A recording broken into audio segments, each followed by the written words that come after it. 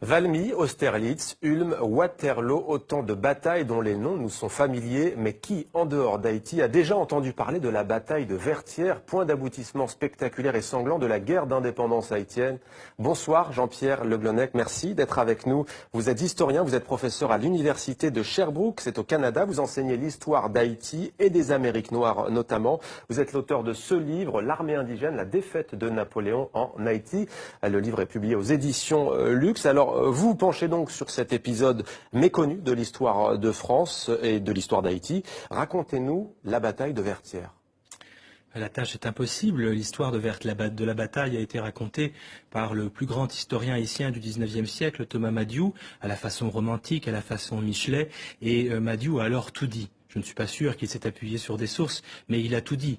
Finalement, le 18 novembre 1803, c'est vraiment l'acte final de la guerre d'indépendance. Et la bataille, la toute dernière bataille, dure environ 11 heures. Elle commence vers 6 heures du matin. Elle se termine à 5 heures par un orage providentiel. On peut imaginer que cet orage est un signe des dieux vaudous peut-être, qui accompagnent et qui chevauchent les héros de l'armée que l'on appelle l'armée indigène. L'armée de libération haïtienne est dirigée par le général Jean-Jacques Dessalines, et on l'appelle donc armée indigène ou armée des Incas, ça dépend des expressions. Cette bataille n'est pas marquée, le soir il n'y a pas vraiment de vainqueur ou de vaincu, mais ce qui est certain c'est que dans la nuit du 18 au 19 novembre, le fort de Vertières est évacué par Rochambeau, et c'est la fin d'un rêve de résurgence finalement d'un monde colonial français. Ce rêve est le rêve napoléonien, il s'effondre le soir du 18 novembre 1803. En quoi est-ce, selon vous, un moment clé de l'histoire de ces deux pays? C'est un moment clé puisque le 18 novembre 1803, la plus belle colonie du monde atlantique français, la plus belle colonie du monde atlantique en général, s'effondre. Et il n'y aura plus jamais d'esclavage à Saint-Domingue ou en Haïti.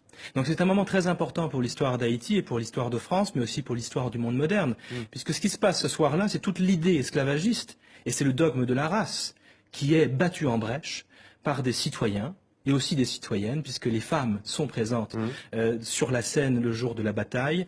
L'idée de race, l'idée d'esclavage racial est battue en brèche, et à la place, ce qui triomphe le 18 novembre 1803, c'est le droit à la vie, le droit à la liberté, et le droit à la citoyenneté. Il s'inspire en fait des idéaux de la Révolution française. Alors qui s'inspire de qui? On pourrait dire l'inverse. On pourrait dire finalement que les Français se sont peut-être aussi inspirés de la lutte des esclaves de Saint-Domingue, qui se révoltent à partir de 1791 et qui obtiennent leur liberté.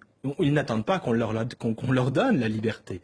L'esclavage est aboli, certes, en 1794 en France, mais il est aboli parce que les esclaves eux-mêmes à Saint-Domingue sont allés chercher leur liberté au terme d'une résistance héroïque. Qu'est-ce qui va découler de cette page de l'histoire? Quelles sont les conséquences concrètement? Alors, j'ai envie d'insister ici sur les conséquences d'ordre mémoriel. La conséquence principale en France, c'est que la bataille de Vertières n'existe pas. Le mot Vertières est un mot qui n'existe pas dans l'histoire et la mémoire française, et j'encourage tous ceux qui nous regardent à ouvrir leur dictionnaire des noms propres et à chercher le mot Vertières. Vertières n'existe pas. Cette défaite a été occultée, elle a été effacée. Elle est scandaleuse. Elle est scandaleuse parce que finalement la plus puissante armée la plus puissante armée du moment est défaite par une troupe d'anciens esclaves qui ne doivent pas être citoyens selon les généraux français, selon Napoléon.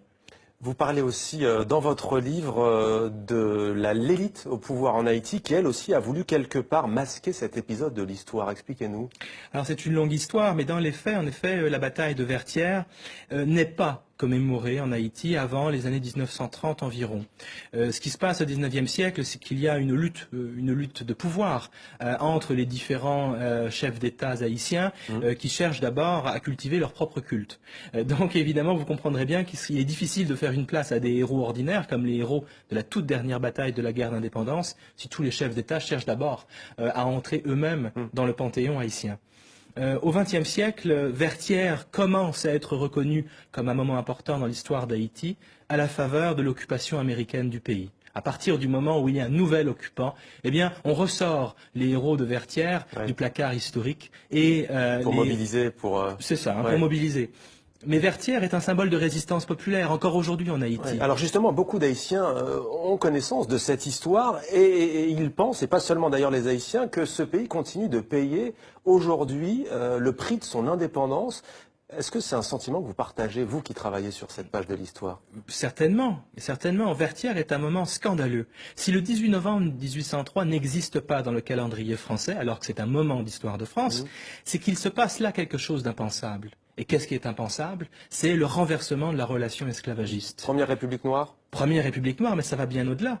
Le 18 novembre 1803, les maîtres deviennent les esclaves et les esclaves deviennent les maîtres. C'est impensable. C'est bien pire qu'une défaite à Waterloo ou en Russie. Alors voilà en grande partie pourquoi cette bataille continue à être occultée. Jean-Pierre Le Glonnec, l'armée indigène, la défaite de Napoléon en Haïti, à lire absolument si vous êtes passionné d'histoire et si vous voulez connaître une partie de l'histoire de France et d'Haïti. Merci à vous d'avoir témoigné dans 64 minutes.